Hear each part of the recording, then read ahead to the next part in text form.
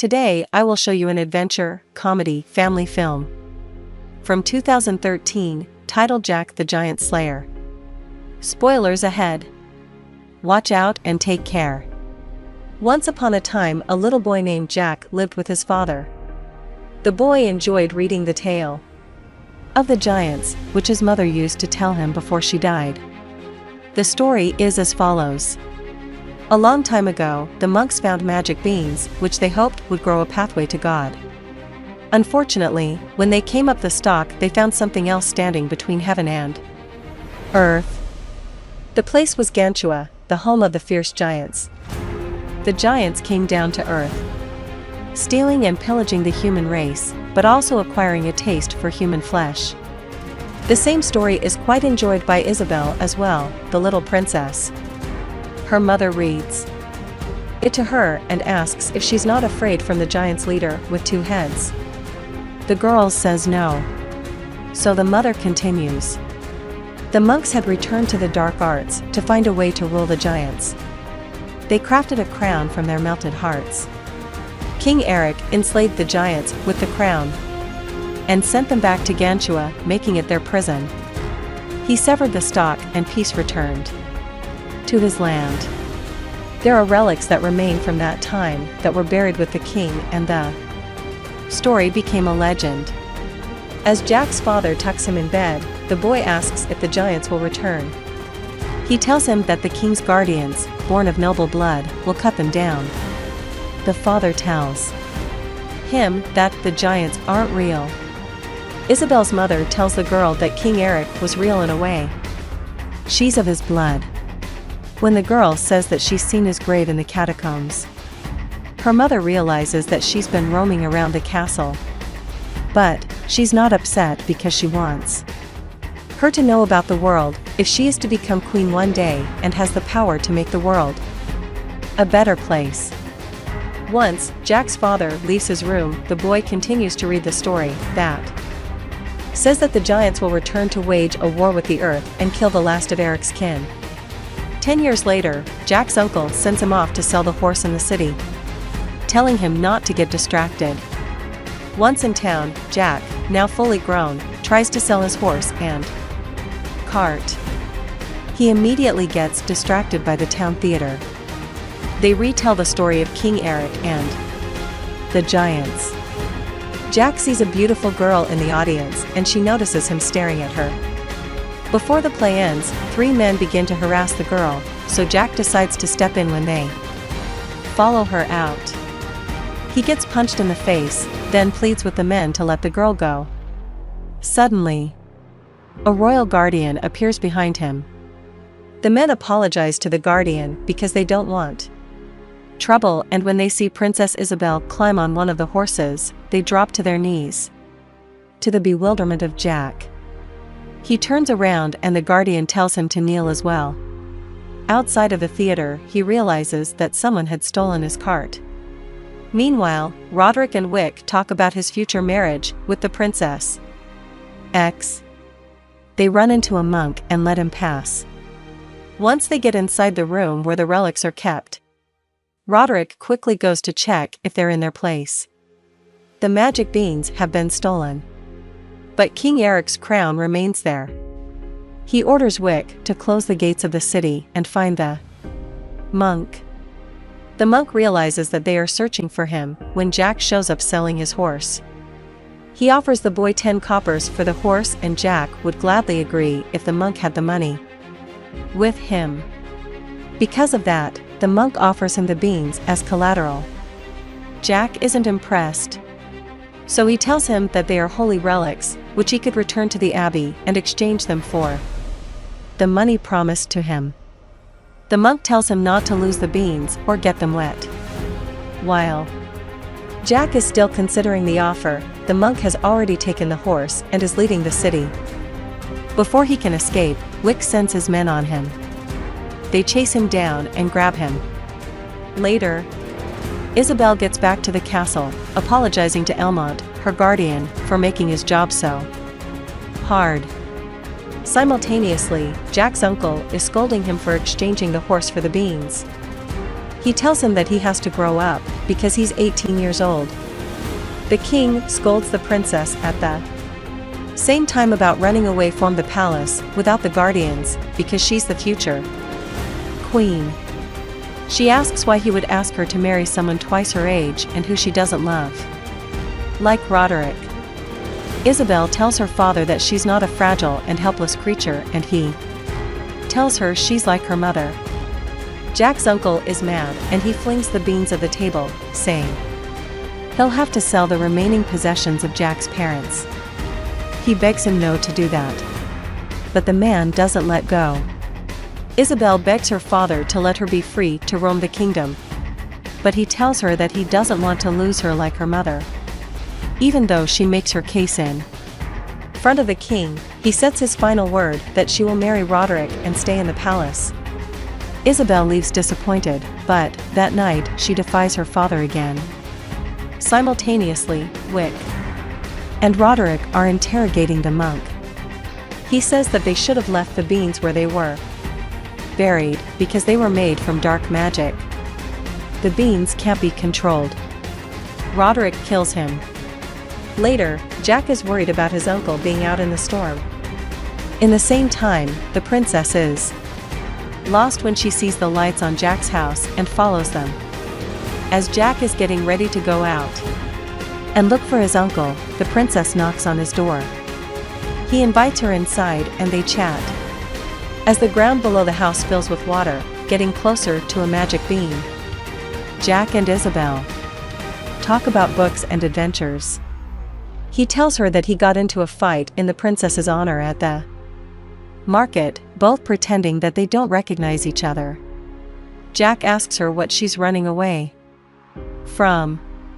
She says that she's just looking for an adventure, and Jack kneels, making it known that he's aware of who she is. Isabel tells him to stand, then thanks him for defending her honor. The bean begins to sprout under the house, but two of them are still unaware. He gives her his favorite book about the giants and tells her that he hopes she'll find what she's looking for. Suddenly, the house begins to shake and a giant stem rips the floors open. As it rises to the sky, Jack is thrown outside and Isabel is trapped into the farmhouse. It gets picked up by the rising beanstalk and Jack jumps to it so he can help Isabel. The house keeps getting elevated higher and higher when Jack finally gets back to the house and tries to come inside. Isabel opens the door, nearly pushing him off. He grabs her hand, but still falls down the beanstalk, taking her mother's bracelet with him. Jack manages to arrive safely back down at the foot of the stalk, but passes out. The following morning, the king wakes him up and asks him why he has his daughter's bracelet. Jack gets recognized by Elmont from the market and is allowed to explain what happened. Both him and Roderick will help the guardians find and rescue Isabel. Later, the men are making their way up the stalk. Roderick is clearly up to something.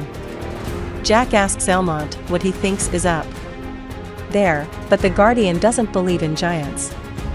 He tells the boy that he shouldn't be doing this to impress the princess, because even if she didn't marry Roderick, she could never marry a commoner like him. Craw, the other guardian, helps Jack get to the other side of the stalk. But the boy unfortunately falls. They save him and keep climbing the massive beanstalk, losing people on the way at the behest of Roderick and unbeknownst to Elmont. Only 6 of them remain. The next day, they awake to realize that they have reached to top of the beanstalk. Since the princess isn't in Jack's house, they enter the world of the giants searching for her. As the guardians begin the pursuit, Roderick stops Jack and threatens him for the rest of the magic beans. He gives them the purse and is threatened not to say a word. Jack keeps one of the beans and puts it in his locket. Elmont and Craw find a clue that Isabel has left to find her way back. Craw and the others follow Isabel's marks, when suddenly Jack finds the book that he gave her, saying to the rest that she must have hidden there. They see some broken branches and Jack supposes that something big pulled her out of her hiding place and that she must be in trouble. Elmont orders the men to split up in 2 groups. Him, Craw and Jack find some sheep and try to catch one when they set off a trap. Elmont begins to cut them out when he notices something approaching. Once they are out, they hide from that which approaches a giant. It eats a sheep. Hoult then catches Craw's scent and finds him. The man runs, but the giant gets to him in a few leaps. As it's getting prepared to eat Craw, Elmont runs up to him and stabs him, just to get knocked out. The giant grabs them both and takes them away. Jack follows it. Meanwhile, the other group gets to a waterfall, so the guardian tells Roderick to sit and rest while he finds another way around. They trick him and push him off the cliff. Suddenly, a giant grabs Wick and eats him. Another giant appears, but Roderick gets to the crown in time and manages to save himself. Jack has followed the giant into one of their cities. Simultaneously, Isabel is being kept prisoner by a giant who questions her about how she got there. She won't answer. When it asks her about others coming for her, she says that she's alone. But the 2-headed giant, General Fallon, knows that Isabel is a descendant from King Eric. He shows her around to his men, saying that the humans have returned. Suddenly, the other giant brings Craw and Elmont there as well. The leader of the giants questions the 2 of them, and when Craw antagonizes him, it eats him. Jack follows the commotion in the giant city, but has to hide from 2 giants before he gets there. The general threatens Elmont that he'll eat Isabel if he doesn't answer his questions and argues with another giant over the right to do that, when Roderick suddenly shows up wearing the crown. All the giants kneel to him, even the general. Elmont is happy when he shows up, but Roderick just takes the throne. To both his and Isabel's surprise, Roderick orders the giants to fight for him as their king and take over the earth as his army. He tells them to prepare for battle at dawn. General Fallon doesn't like that. Meanwhile, Jack finds the room with all the loot the giants have stolen. Then takes a look at the city and hears Isabel beg for her life as she's being taken away. Her and Elmont are being prepared to be eaten.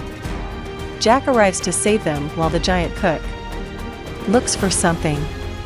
He can't get Isabel out, so he goes over to Elmont and gives him a knife. The giant comes back, almost killing Elmont with a giant pick, then puts him in the oven. Before he gets cooked, Jack climbs over to get him, while he lets himself out of the dough. Suddenly, the giant pulls Isabel out of the cage and gets ready to chop her up, when Jack takes one of the cooking knives and stabs him with it. Elmont releases himself and Isabel hides. As Jack remains dangling on the giant's back, it hits itself in the wall, effectively finishing the job. Elmont is impressed that Jack killed a giant, then Jack tells them that he knows a way out. Meanwhile, at the foot of the stalk, the king asks one of his generals if they should cut the beanstalk down. The man says that the stalk is a means to get up, but one to get down as well. They speculate on what might come down from there. Back at Gantua, Roderick orders one of the giants to wait for the rest at the edge. Jack sanitizes Isabel's wound, while Elmont laments over the death of his friend.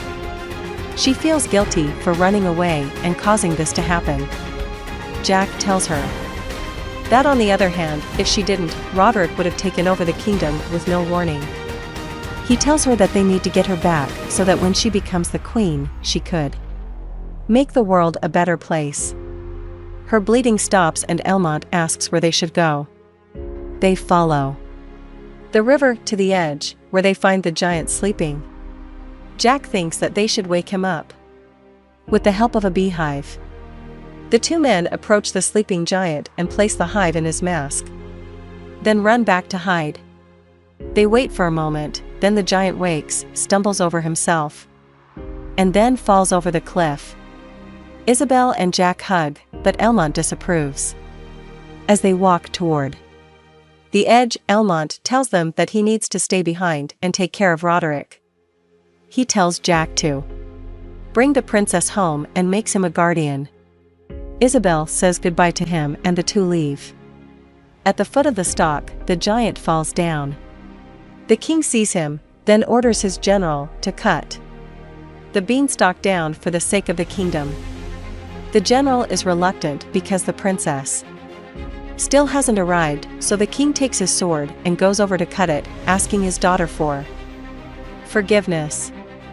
When he sees the king's resolve, the general orders his men to cut the stalk. Simultaneously, Jack and Isabel climb down the stalk and see their city at its foot. They kiss, then wonder what the people down the stalk are doing. The operation to cut down the beanstalk is seriously underway. Meanwhile at Gantua, Elmont waits for Roderick at the Edge. He's woken up by the approaching giant army. Roderick arrives and goes over to the Edge, when suddenly Elmont attacks him and he drops the rest of the beans. They fall inside the entrance cave and struggle. Roderick asks for the giants to help, so General Fallon tells his men to dig him out. Roderick and Elmont fight and Roderick has the upper hand when Elmont manages to grab his sword and wound him. But Roderick pushes him almost off the edge again and Elmont grabs his knife and stabs him. The giants dig a hole through the stone, but don't manage to get to Roderick in time before he dies. What they do manage to do is take the crown. General Fallon puts it on as a ring and becomes the king of the giants. Back at the foot of the stalk, the men have succeeded in cutting one part of it. When it begins to shake and tear apart, Isabel and Jack can feel it higher up. The sheer mass of the stalk begins to come down on the men and its foot. Jack tells Isabel to hang on. Elmont jumps on the top of the stalk before it collapses completely and General Fallon watches it go. Jack and Isabel ride the stalk and he uses one of its stems as a rope to swing away from. The rest of the stalk that Elmont is riding gets almost to the palace and destroys a part of it. But not before he can jump off as well. The king feels horrible because he thinks that he has lost his daughter. Suddenly, his general approaches and brings her to him. Isabel tells him about Roderick and he says he's sorry. Jack leaves and when Isabel asks about him, the king goes after him. He rewards Jack, saying that as a father he can't reward him enough. Isabel comes out wearing an armor and as they say goodbye he gives her the book to remember him. She rides with her father to the palace. Simultaneously, General Fallon finds the rest of the magic beans. He throws them in the water and they instantly sprout. General Fallon gets his men prepared as the beans begin to grow on the very edge of their land. The giants begin to climb and push the stalks down even before they are fully formed. General Fallon jumps on as well. On Earth, Jack finds his horse and sees the giants coming down, then rides to inform the king. Moments later, the giants arrive. Jack tells a monk to ring the alarm and as he approaches the king and Isabel, telling them about the giants, they see the giants behind him. Everyone hurries back toward the city, with the giants catching up and killing the king's men. General Fallon goes after the king, but they are slowed down by the first beanstalk. Elmont gets the army in the city ready, from the archers to the hot oil.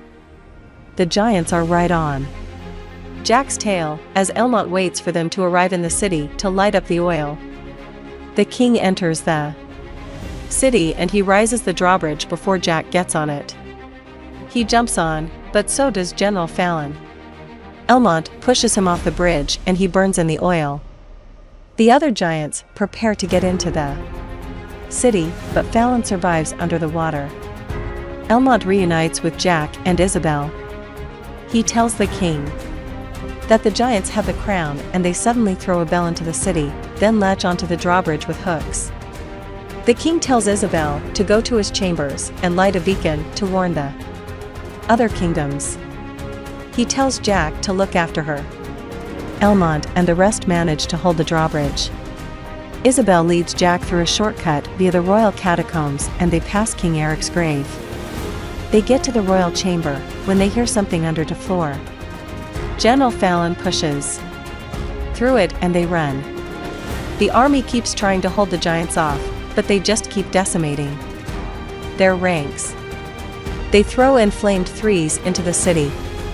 The humans fire at the giants with spears and finally make some progress in the fight, but the giants just fight back and destroy their weapons. Fallon can smell the princess as her and Jack hide in the king's robe. He finds them and they run away, going up a tight staircase. Fallon breaks through a wall to get to them and grabs Isabel, then grabs Jack as well when he tries to kill him. As the giant is about to swallow Jack whole, he takes out the remaining magic bean and throws it in his mouth. The bean begins to sprout in his stomach and comes out of him, killing him and destroying the palace. As pieces of the giant fall around Jack and Isabel, his hand with the crown falls next to Jack. Meanwhile, the rest of the giants pull the drawbridge back down, so the humans shut the doors to the city. The men get ready for the arrival of the giants and wait as they break through. Suddenly, they see the beanstalk taking apart the palace and the giants drop their weapons, then kneel in front of the human army. Jack appears wearing the crown and Isabel takes his hand. Much later, Jack is reading the ending of the story to his children, where the giants were made to get back on their land and the princess wed her farm boy prince. The kids ask about the crown, worried that the giants will come back, but he tells them that it's in a safe place as Isabel joins them. Jack tells them the story of the giants again, as the reconstruction of the crown is seen, becoming what the imperial state crown looks like today. The crown is seen in present day, as a guide tells some students about it. The safe place in which it is held is in Westminster Abbey in London.